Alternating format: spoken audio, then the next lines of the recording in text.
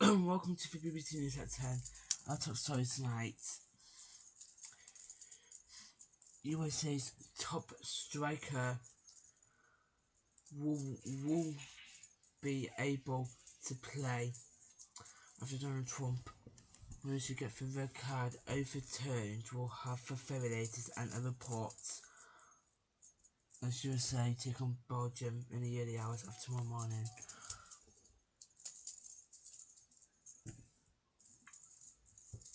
Also, England reach the quarterfinals of the World Cup will have more reaction, fan reaction, plenty of reaction, as there is a 5-goal thriller in Mexico City as Jude Bellingham scored, Kane also scored. We'll have the latest and also show you Harry Kane losing his voice in a BBC interview. Also on the programme, Nigel Farage reacts angrily when we question him. So Prince Harry begins his UK visit, but we understand that he will not be staying at Buckingham Palace thanks to a royal spokesman. Will be speaking to Nina Smith, our royal correspondent. Also on the programme, new medication for weight loss could help people lose weight. And also at Wimbledon,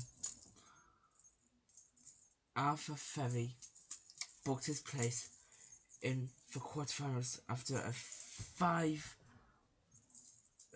thriller and was on centre court for 3 hours.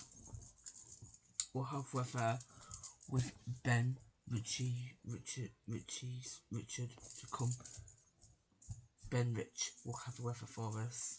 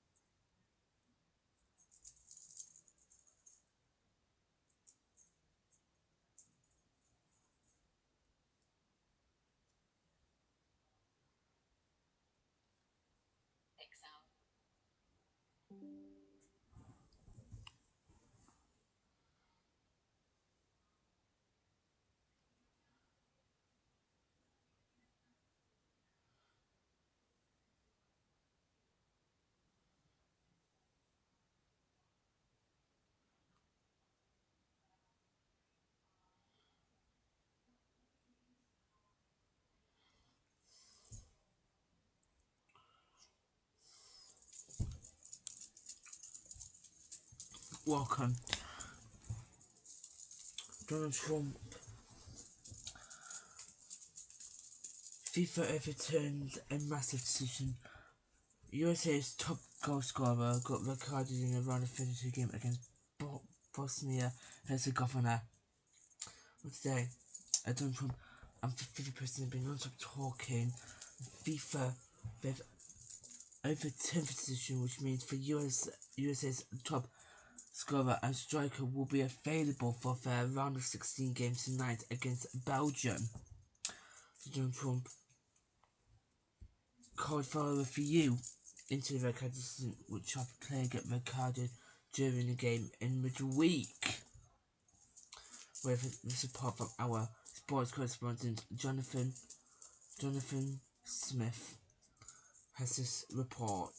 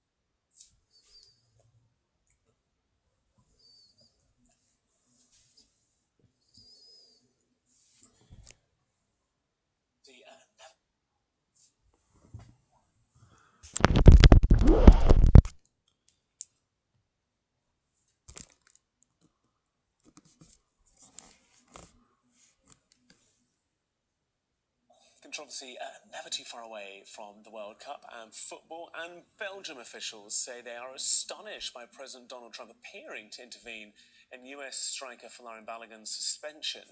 Balogun sent off during the game against Bosnia-Herzegovina, resulting in an automatic one-game ban.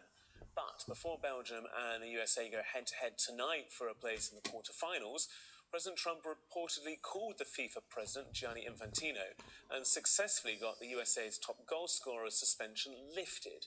In the last hour, Europe's governing body of football, UEFA, said FIFA's decision crossed a red line. They said yesterday's decision to suspend for a probationary period of a year the implementation of the one-match automatic suspension following the red card issued to the player Folarin Balogun crossed a red line. Football, like any other sport, relies on rules which are the basis for fair, honest and transparent competition. Sometimes rules are open to interpretation, in this case not. A minimum automatic suspension of one match following a red card is not a discretionary option and does not require the decision of a competent body to be enacted. It is a principle embedded in regulations which cannot be made subject to exceptions, let alone in the middle of a tournament where several other players have been in the same situation and have regularly served their suspension.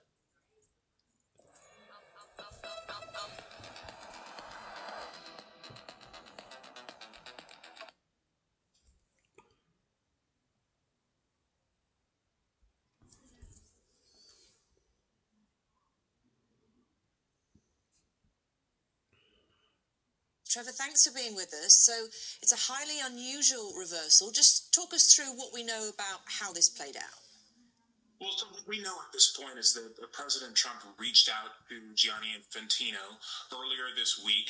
They spoke, and the president, as we understand it, expressed his displeasure with the decision to award this red card that would keep this player out of this game. And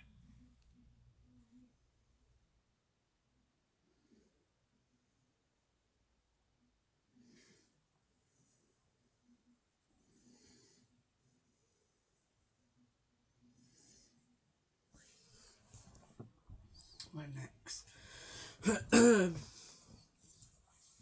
England reached the quarterfinals of the FIFA Men's World Cup after their brilliant and unstoppable win against Mexico last night. Mexico City, England managed to win by 3 goals to 2, with Jude Bellingham scoring within 98 seconds. He scored twice in 98 seconds. Harry Kane got a penalty for some red card. All sorts. England will now face Norway on Saturday in the quarterfinals in Miami at 10 p.m. Also, Jordan Henderson confirmed 2 or 3 hours ago that Jordan Henderson will miss the rest of the World Cup after an incident that happened when he went fully over the advertising board and broke his wrist. This report now from our sports correspondent Ollie Foster has this report.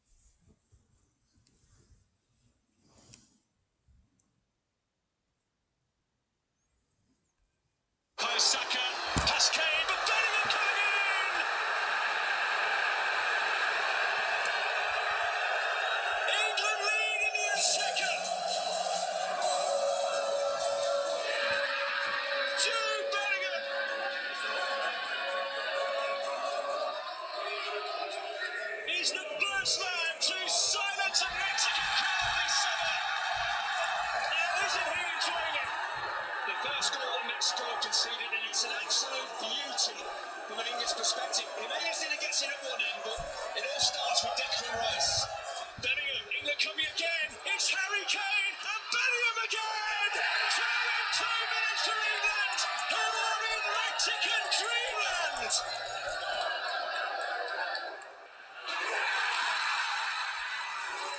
That's the way to do it. And maybe those ghosts of 86 are going to be banished and put to bed tonight. But again, you look at where the goal comes from. They just conceded Mexico. It is a team they're talking to each other saying, you know, okay, we've conceded. Just keep our heads. Don't give a quick second goal away. But it's down to England's pressure on the ball. They're slightly laboured in possession, Mexico. It's England's King Kane who strikes again for the Three Lions.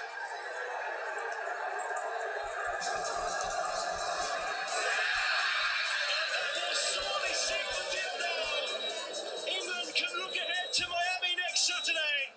3-1 up in the Azteca. And Mexico once again climbing a mountain. Well, you've got to give Anthony Gordon a huge amount of credit for winning the penalty. Then it's down to Harry Kane. And there ends a World Cup classic. England look out the co-hosts in their own back garden. Mexico down to the as England go through to the quarterfinals.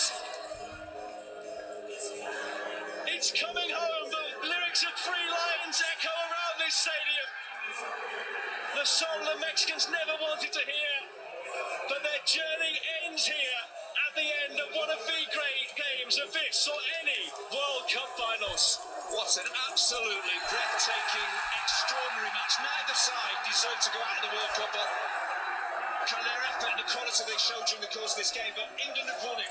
And for England, I think there were major questions. Do they tactically, technically have the ability to win? Can they cope with the conditions, the atmosphere? And the answer is an emphatic yes to both those questions. The rearguard action in the final 15 minutes was incredible.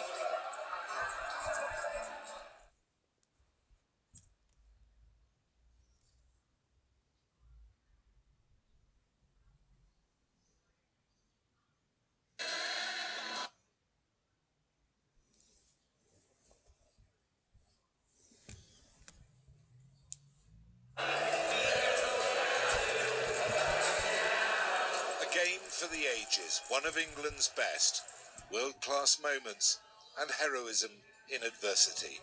Altitude, Mexico and the Azteca and a deafening 75,000 crowd, all conquered on one memorable night. Being away from home, all the decisions against us, and we found a way. We found a deep desire from within to get through this game, and yeah, just couldn't be prouder of the boys. Bukayo Saka, past Kane, but Bellingham coming in! A brilliant Bellingham brace set England on their way. He's barely put a foot wrong in the past few weeks, and along with Kane, is irreplaceable. Mexico narrowed the gap before half-time, but worse was to come when they turned around. Jarrell Quansah sent off, and England were down to 10 for 40-plus minutes.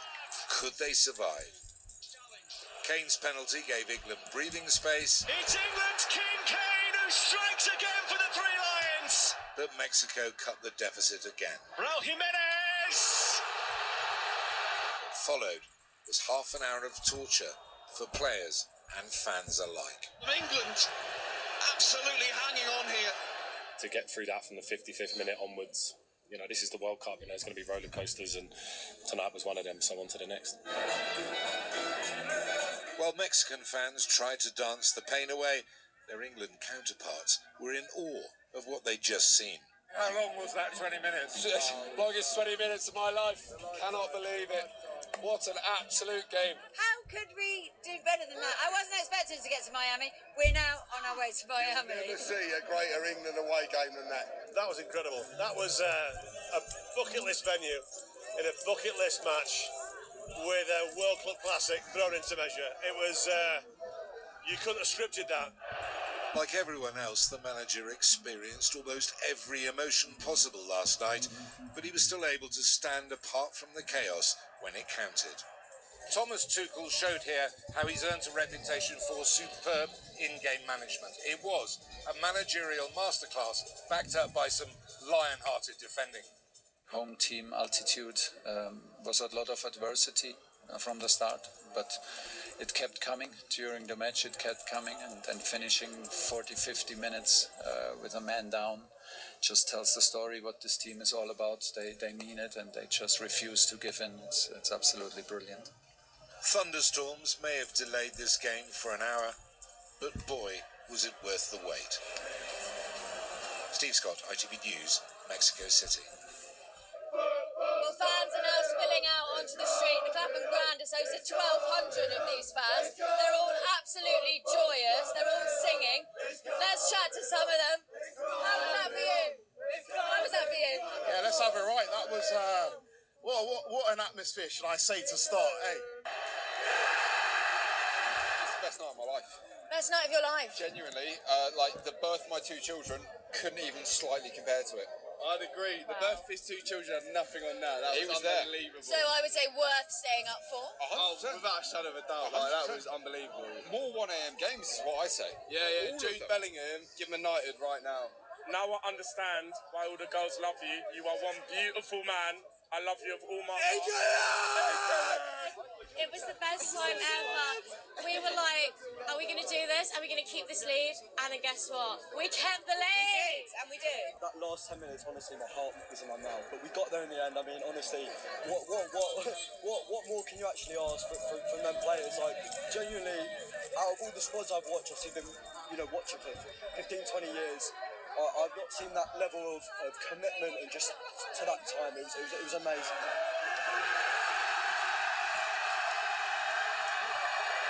Absolutely, it's coming home. Every single day of the week, twice on a Sunday. Every day. Jude. Man of the match. There you go. Pure relation here on the streets of Clapham. Very early hours of the morning, but many would say worth staying up for, worth the weary-eyed start to Monday morning. Everyone's looking forward to the match on Saturday, potentially in a more sociable hour.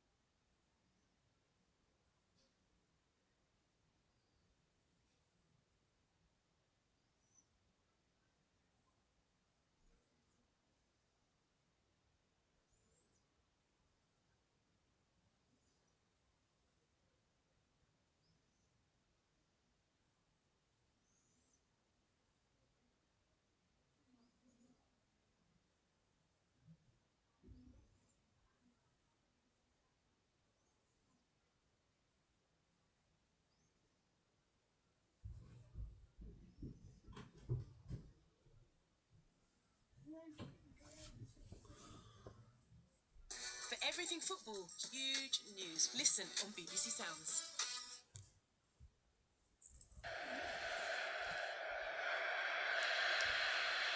Really good ground made up by Jarell Quansah, and he got the tackle right. Oh, I tell you what. I know he gets the ball, but his foot is high. There's no doubt about that. He comes off the top of the ball and goes planting into the left leg of Gallardo. And they might not have gone about it the right way, but the Mexico bench had a point. They did. First viewing, he's going to have a look as well. He's going to have a look. This could be trouble for Jarell Quansah in England. I thought that it was one of those challenges where you can slide in and take the ball, but he's taken the ball with his left knee, but he's gone really high with that first right foot. Oh dear. And it's a nasty, nasty challenge, and I think he'll be fortunate if he gets away with this, because it looks horrible as well. It hasn't taken long for the referee to have a look and make up his own mind. Let's hear what he has to say. I fear the worst. Number 26, commits a serious foul play. He received a red card. There we go. England are going to have to try and do this.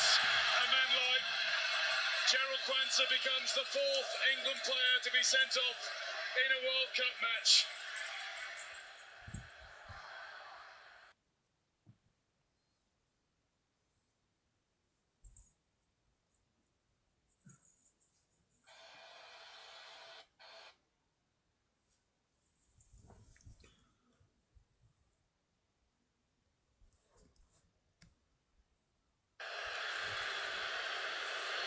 He's just said thank you with a quick burst of applause to Mark Gahey. Declan Rice now strides purposely forward with Saka. Saka across. It's there! Bellingham at the back!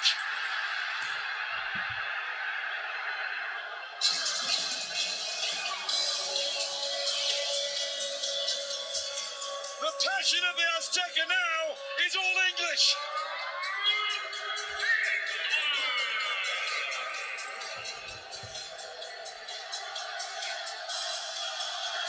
Just too high for Harry Kane, but no matter. Jude Bellingham coming in behind him at just the right time. And it all came from a Jordan Pickford gather in his own penalty area. From back to front to scoring.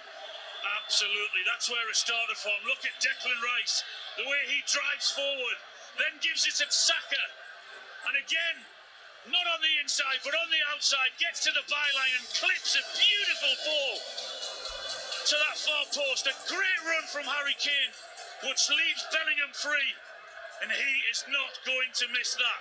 That is a quality ball, high quality ball from Saka onto the running Bellingham.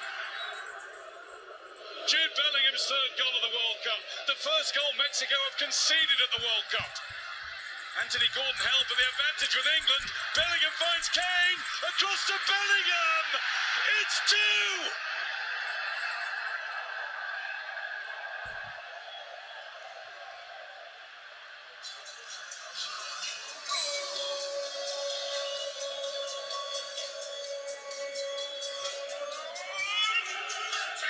England have stepped on it. 40 years ago, it was an Argentinian number 10 who broke their hearts here. England's number 10 today has 2 in a minute. Just watch the way England go after Mexico. Elliot Anderson wins that ball. Gordon wins that ball. And then I'm thinking Kane's going to go for the shot, but no. He actually pulls it back brilliantly into Jude Bellingham. But we spoke about England and how it's so important to manage the game and control the game in the early parts in the hope that this can happen. And it's exactly what's happened. What a half this is turning into for them.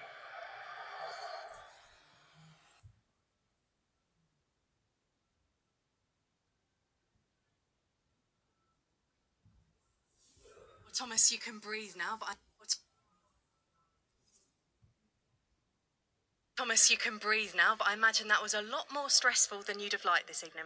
That we have liked it, yeah, but if everyone gets what he likes, everyone gets an early goal and another goal and an easy afternoon. That's not how it is. You have to deal with the situation as they come, and it got very difficult because I got a very early goal. But I have to say, like after the first water break, there was like 3, 4, 5 big chances. We had, I think, a penalty situation maybe in our favor, and we kept knocking, and to crack that rock and to make it happen. Goalkeeper had unbelievable saves, so it got more and more difficult to, of course, but the reaction and the belief is one of a kind, and they were ready to keep doing what was necessary to do, and we found a way to win. Well deserved, by the way, well deserved. A word on Harry Kane. We spend a lot of time talking about him, Thomas, but does he surpass even your expectations of him at this point? That's what we expect from him. It's what we expect from him. I think it's what he expects from himself. Difficult matches, close matches. Harry's here to decide them, and it's top level. And it was Anthony Gordon that set up both of his goals. Your substitutes in general, how pleased are you with the impact that they made? Like I said through the whole tournament, the energy and the team spirit is on highest level, and the commitment from everyone. And I think everyone fully understands in which part of the tournament we are at the moment and what it really takes. If you can see the level of support coming onto the pitch, but also from the players who are not selected, who don't even get minutes, they keep pushing and pushing. You see the faces, they're positive in the water breaks. That's what it takes. I think everyone feels very comfortable when he plays. Everyone feels comfortable when he is selected to finish the match, and because of the atmosphere that the team provides for each other.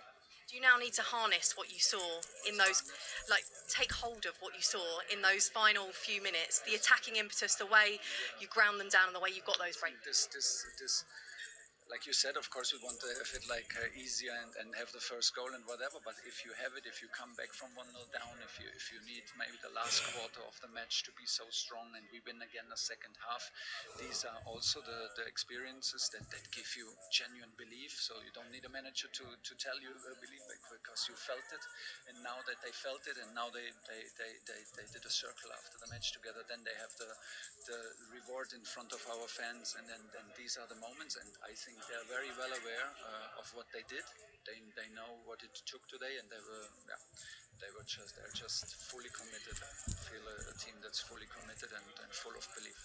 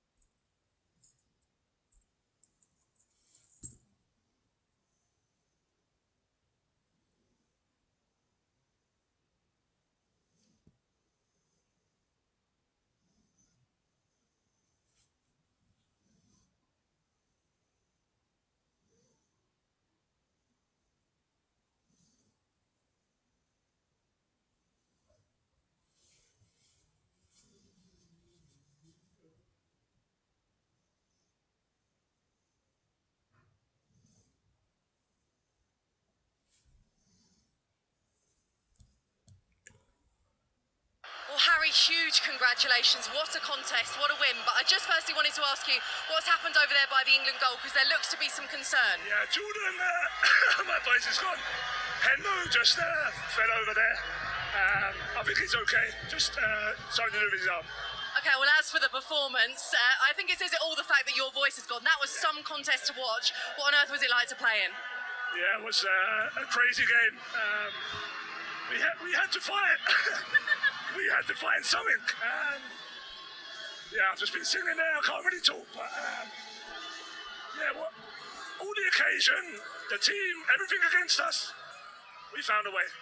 I was going to say, is that what pleases you the most, the resilience today? Because even your penalty, a word on that as well, not the one you scored, the one you conceded. What did you make of that? Yeah, I thought I got to the ball first.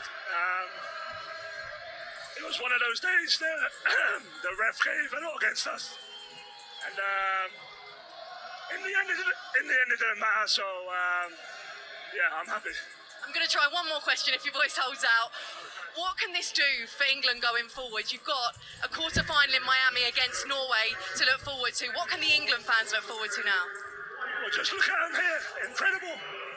Unbelievable support. Speechless. I can't even talk. So go and rest that voice. Rest up. Thanks, Harry.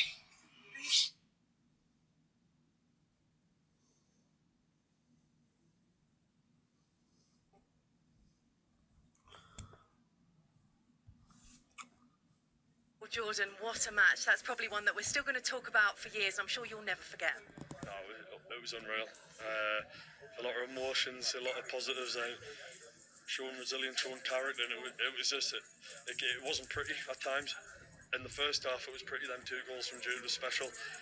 Then they get back in the game, and we get a penalty with H. Kane scoring it. Then they get back in the game. It just had everything that puts you on the edge of the seat. That's what football's all about. And it's not pretty at times, but it shows our togetherness, and it was a special night. As you said there, Jude and Harry will probably get some of the headlines, but you as well told me recently that you thrive when you get to the knockouts. Did we see that tonight? Yeah, I think you see the version that I set myself and the standard I set myself tonight, and producing saves in big moments and decision making in moments, coming for crosses. I thought it was the standard that I set myself, and that's where I aim to be all the time, and keep improving on that. And when called upon, big moments and big times, that's where I am. Joe Hart's in our studio, and I know he's been waxing lyrical about just how good you were. Those saves, particularly at the end of the first half, and he's also noticed how you started to come for the ball more, particularly when you went down to 10 men, the responsibility that you almost took on your shoulders. Yeah, that's what I've got to do. I'm one of the most experienced lads in the group, and when called upon, you got to roll your sleeves up, and I think I've always done that. I've always had that fight in me, that passion and that pride that I'll always have on the shirt. And it was a great game for me, and that's a standard itself. And Harty, it was decent. And that is the perfect ending, Jordan. Thanks so much. Well done. It was decent. I'm not doing the impression. Just so you know, we're hanging on until we hear from Thomas Tuchel, so we'll get that to you before we go there. 7 hours? Listen, you got an England win in a tricky game against Mexico. Stop whining. I love it, really. There's people who've got to get up and go to work in the morning. So this is a big... I'm one of them. Yeah. After the Spain game tonight. If you do have to get up for work in the morning, then you might want to do the Harry Kane and start phoning your boss and getting the messages ready with the Harry Kane loss of voice. A little bit of a tickle in the throat. And plenty of kids, I think, will be going to school a little bit late in the morning.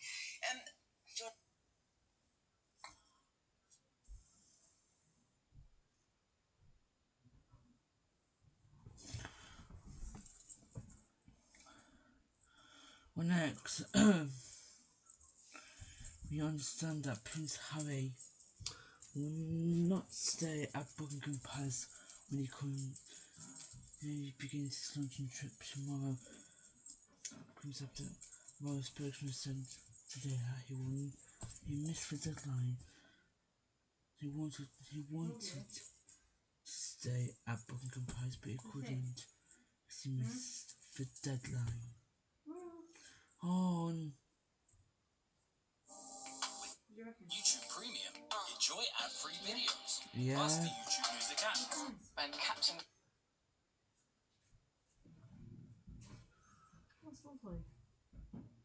That's you. You and me, later.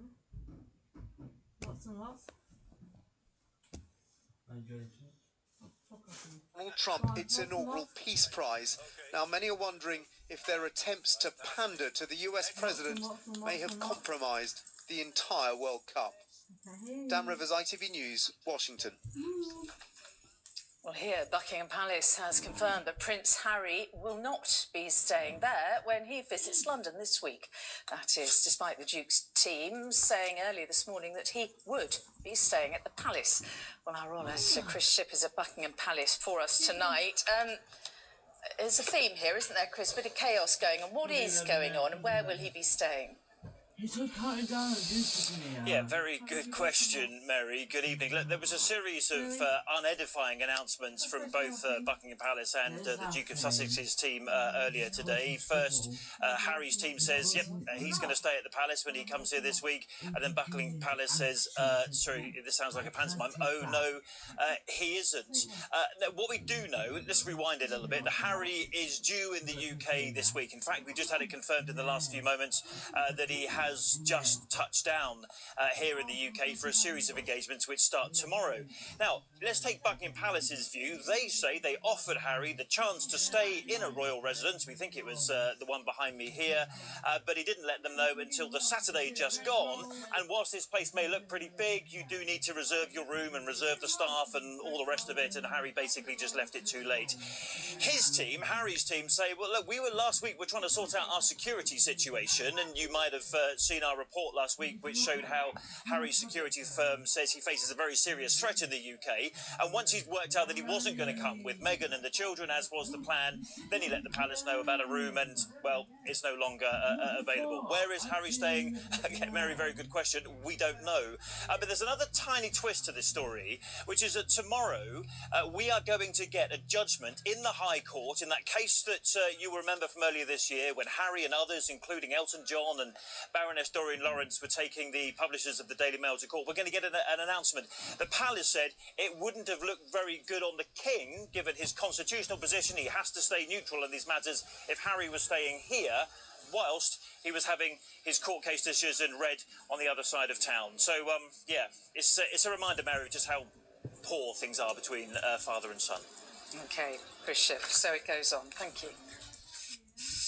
Well, there is more ahead on the Out of Evening News, including extraordinary crowds.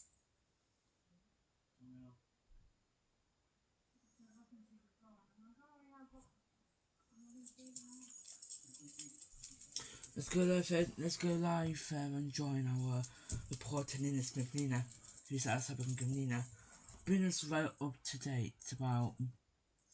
So Prince Harry he starts his visit tomorrow, and he's not staying at Buckingham Palace because he missed Stella. And tell us more about that, Nina.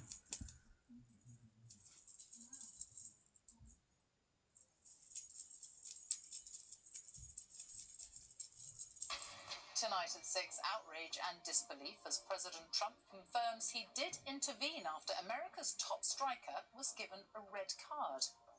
Falarin Balogun should be missing tonight's crucial World Cup match against Belgium, but his suspension's been overturned after Donald Trump got involved. All I did, I asked for a review because I didn't think.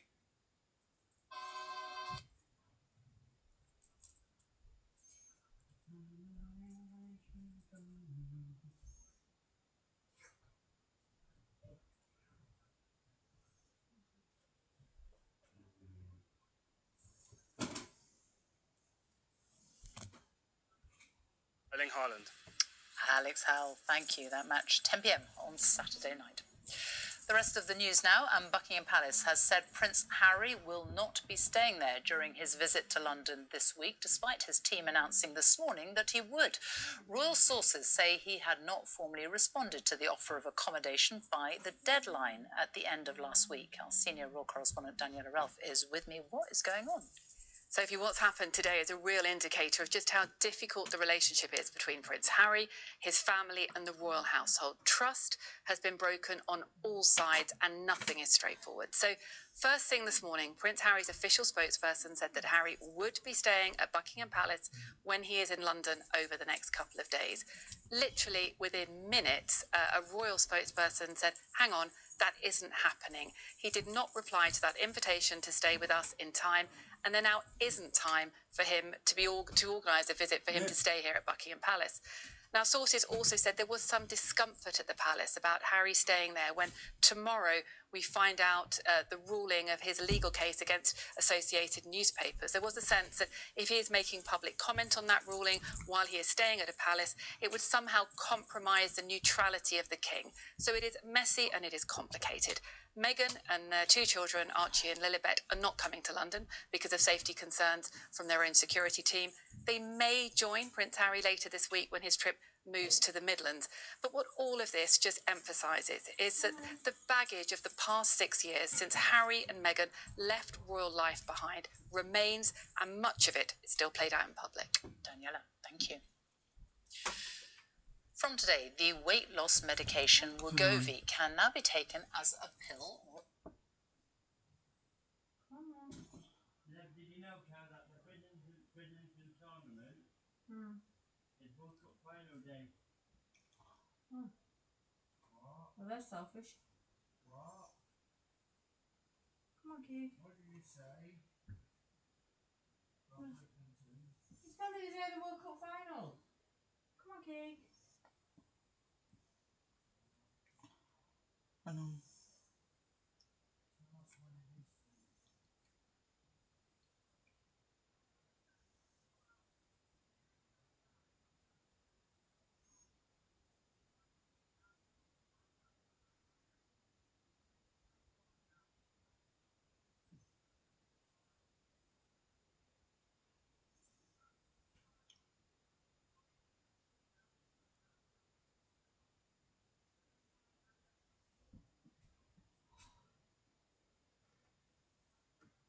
You're wasting your time here. For heaven's sake, can't you own? Me. God, you I won't was never going to do all that. this. I was just coming up here to relax. And chill. What's going on?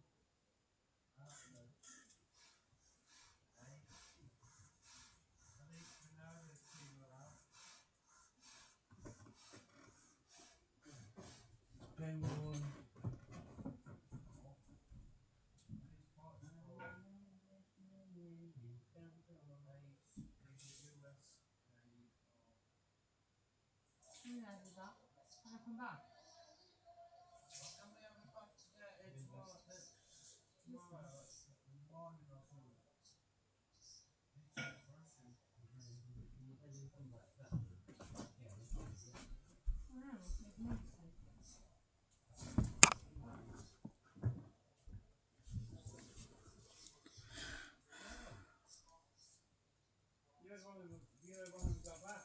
Doctors and scientists are been testing brain tablets for people who are overweight and obesity are now able to take weight loss tablets because after many refuse testing on drugs and are available and okay to give to people fat away if you can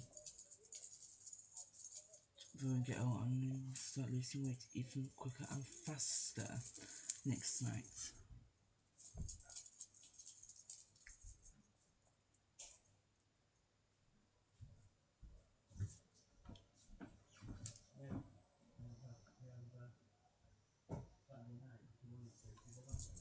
The greatest game ever played on Wimbledon on centre court.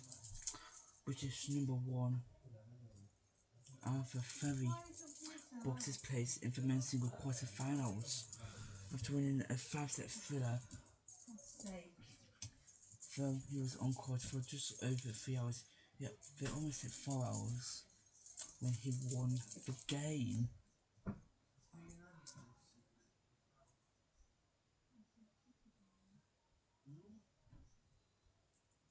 So,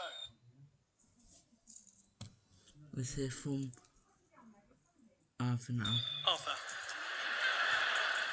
how was that? Where to start? I have no words right now. I'll do my best, but it's incredibly tough to put words to what I've just felt on a tennis court in front of all you guys. The support was phenomenal.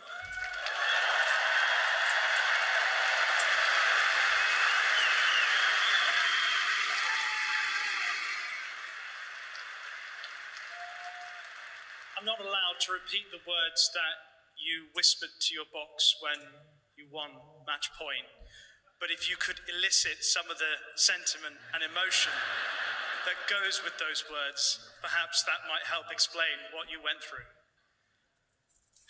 Yeah, maybe. I'm not going to swear. That'll be a problem. But no, I mean, yeah, first time on this court. 5 sets against an absolute legend of the game.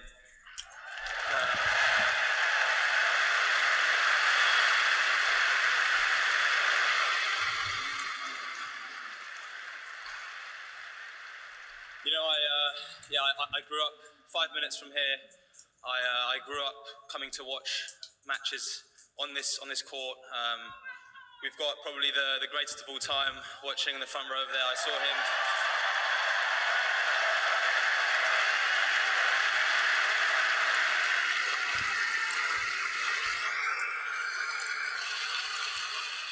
Yeah, and now playing here in front of all you guys, having the support and winning. I mean, yeah, it's unbelievable.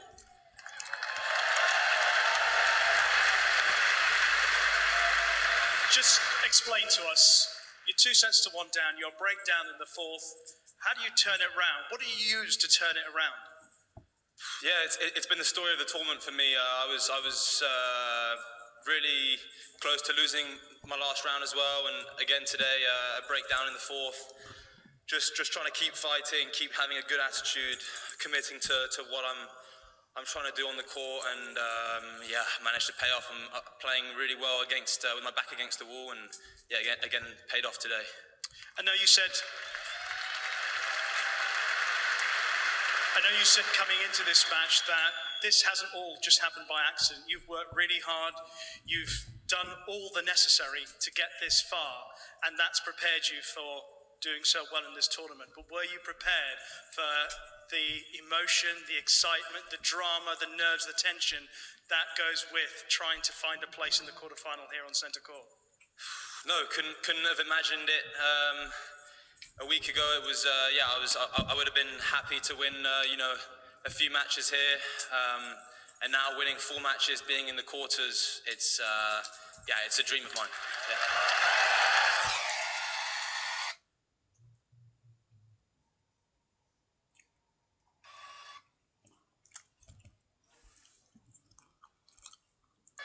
Ladies and gentlemen, a 10-point tie break will now be played to decide the match.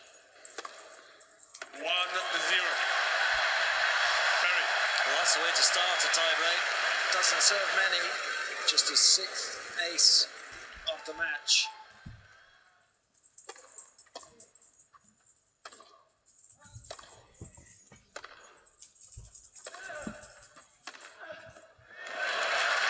Too good.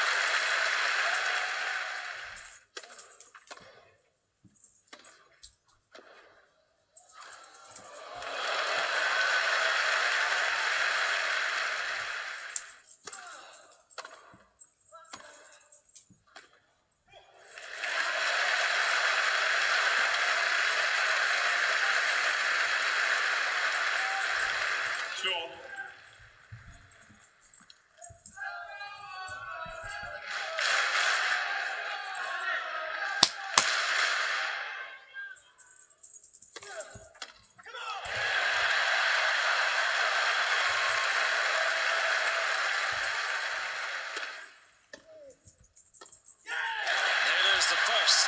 The first tiny advantage in this tiebreak. Still such a long way to go.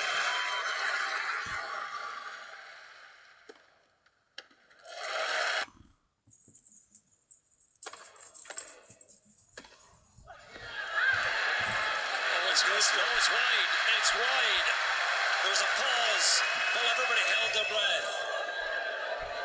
And by such margins are matches won and lost, and dreams made or dashed.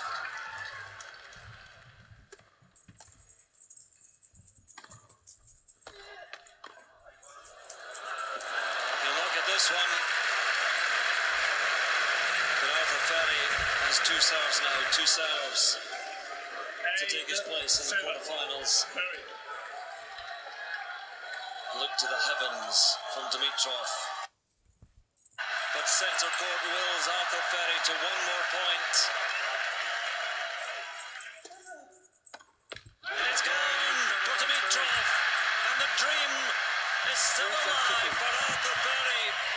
7-5, 3-6. He looks as if he can barely believe it.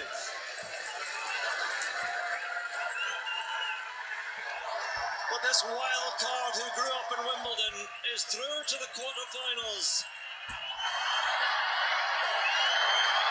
So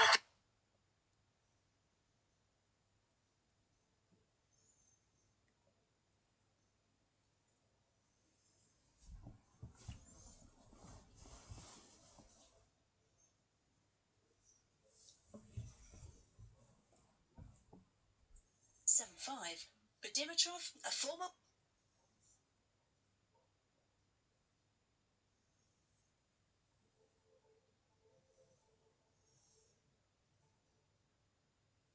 Okay, Nick in Brussels, thanks very much. Well, away from that controversy, let's look back for a moment at the win by England in the early hours this morning. Did you stay up for it? It's been described as England's best World Cup performance since the 1966 final, with 10-man England beating Mexico 3-2 in the cauldron of the Azteca Stadium. As the team celebrated the goals in Mexico City and the nail-biting, thrilling win, millions of you watched the 2 a.m. match back here. Some in the country's pubs and sports clubs, undeterred by the early start. This was a reaction in one London pub at 4 o'clock this morning. And those scenes were replicated in pubs and fan zones all over England, with opening hours extended until dawn. This was a King and Queen pub in Brighton at the final whistle. And this is Box Park at Wembley. The fans afterwards, a mix of utter joy and sheer relief. The energy, everything right now, we're loving it, and we can't wait for the next game already. Listen. World Cup history. England weathered a storm. It will be a bitter blow for the Belgians. If they win, victory may be a little bit more. And those scenes were replicated in pubs and fan zones all over England, with opening hours extended this morning. And those scenes were replicated in pubs and fan zones all over England, with opening hours extended until dawn. This was a King and Queen pub in Brighton at the final whistle. And this is Box Park at Wembley. The fans afterwards, a mix of utter joy and sheer relief. The energy, everything right now, we're loving it, and we can't wait for the next game already. Listen, that's the hardest I've ever seen England fight. My voice is going, my heart was in my knees, but we did it. We did it. But it was a school night for many. This Wiltshire school opened early with a special party at 7 a.m. The students watched the match in real time without knowing the score. Being here with all of our friends, it's really fun to just mess around and watch the football. It was amazing. The whole school just started cheering and the atmosphere was so great. Well, our Mexico correspondent Will Grant was watching the game in Mexico City and has spent the day with England fans who were still celebrating. It is one of the greatest results in England's World Cup history. England weathered a storm in the Azteca in every sense. The morning after, their exhausted fans were still digesting what they'd just seen. This is my 8th World Cup. It's up there in top 5 games I've ever seen. Got to be in the top 3, I think, easily. I'm a Derby County fan, so we don't have many nights like that, but that was brilliant last night. The atmosphere, the way the game flowed, it was just ridiculous. They all said it wasn't only the win, but the experience, and there was plenty of praise for Mexican hospitality. Incredible place. Really good hosts. The best. I thought the Euros, the Germans were really good hosts, but these guys are on a whole different level. After all the talk of the altitude in Mexico City, it was the football itself which took the breath away. The match, a blur of brilliance and bedlam. Saka across. It's there! Just 90 seconds separated Jude Bellingham's 2 goals to put England in charge. Bellingham! Before the tables turned. A goal back. There we go. And a man down. Soon after, an England penalty masterfully dispatched by Harry Kane seemed to settle it. But Mexico weren't done. A penalty of their own signalled a relentless onslaught until the final whistle. England left everything on the pitch, as they say, apparently including Harry Kane's voice. A crazy game. We had to fight. We had to find something. Yeah, I've just been sitting there. I can't really talk. Mexicans